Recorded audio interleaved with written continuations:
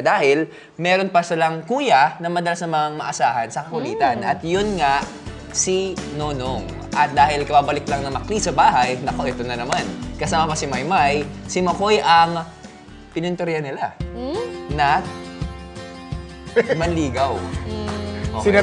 Anong sinabi bago manligaw? Maligo muna. Ay! Manligaw.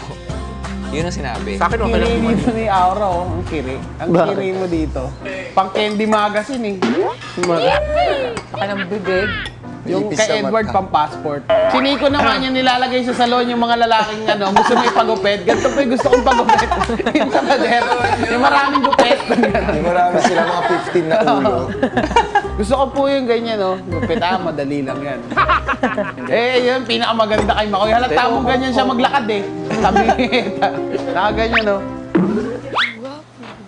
Uy, ikaw ba si Coco Martin? O kukulam ni Martin? Kuya Makoy, maligo ka muna. Kuya Makoy. Oo nga, bago ka man chicks, maligo ka muna.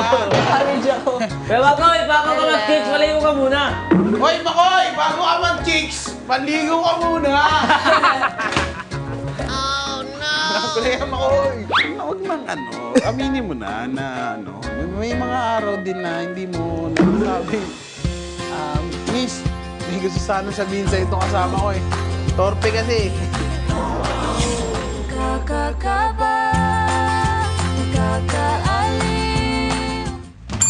Hindi ko kaya mangligaw nang hindi na nililigo or hindi maayos. Umakyat ng ligaw, you mean?